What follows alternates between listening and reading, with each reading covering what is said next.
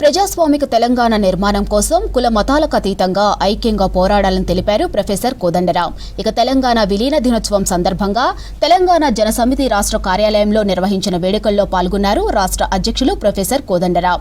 అమరవీరులకు నివాళులర్పించి జాతీయ జెండాను ఆవిష్కరించారు. సెప్టెంబర్ 17 తెలంగాణ చరిత్రలో ఒక కీలకమైన రోజు అన్నారు.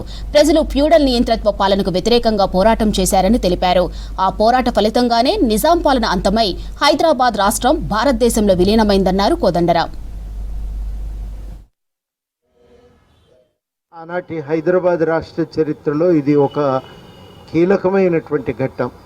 ప్రజలు చాలా సుదీర్ఘకాలం పాటు హైదరాబాద్ రాష్ట్రంలో ఒక ప్రజాస్వామిక మార్పు కోసం, ఫ్యూడల్ నియంతృత్వ పాలన అంతం కావాలి, ఒక ప్రజాస్వామిక పాలన రావాలి అనే లక్ష్యంతో వారు పోరాటం కొనసాగించారు.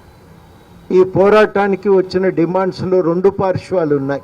ప్రజాస్వామ్యం అంటే కేవలం ప్రాతినిధ్య ప్రభుత్వం ఏర్పడటం మాత్రమే కాదు, ప్రాతినిధ్య ప్రభుత్వంతో పాటు సామాజిక జీవితంలో కూడా సమానత్వం పెంపొందాలి, ప్రజలు సమానంగా కలిసిమెలిసి జీవించే అవకాశం రావాలి అని ఆనాటి ఉద్యమాలు కోరుకున్నాయి. అంటే సామాజిక జీవితంలో సమానత్వం, రాజకీయ జీవితంలో ప్రజాస్వామ్యం, ఇది ఆనాటి ఉద్యమాల యొక్క ఆకాంక్ష. ఆ ఆకాంక్ష మేరకి సాగిన పోరాటాల ఫలితంగా మొత్తానికి నిజాం పాలన అంతమైపోయింది. నిజాం పాలన అంతమై హైదరాబాద్ రాష్ట్రం భారతదేశంలో విలీనమైంది. అది సెప్టెంబర్ 17కు ఉన్నటువంటి ప్రత్యేకత. విలీనం జరగగానే అప్పటి వరకు కూడా తమకు నిరాకరించబడిన భాగస్వామ్యం పెంపొందుతుందని ప్రజలు భావించారు. కానీ వెంటనే ఆ భాగస్వామ్యం దొరకలేదు.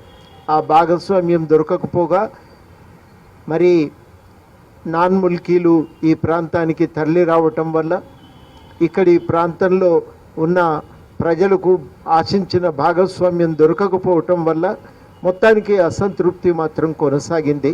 ఆ అసంతృప్తి మన రాష్ట్రం ఆంధ్రతో విలీనం కావటంతో ఇంకా తీవ్రమైంది.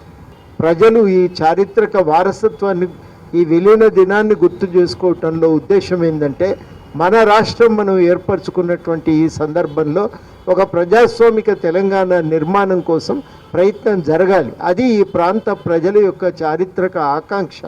ఆ ఆకాంక్షను నెరవేర్చవలసిన అవసరం ఉందని చెప్పి మనం ఇవాళ ఈ జెండా ఎగిరేసి గుర్తు చేస్తూ ఉన్నాం.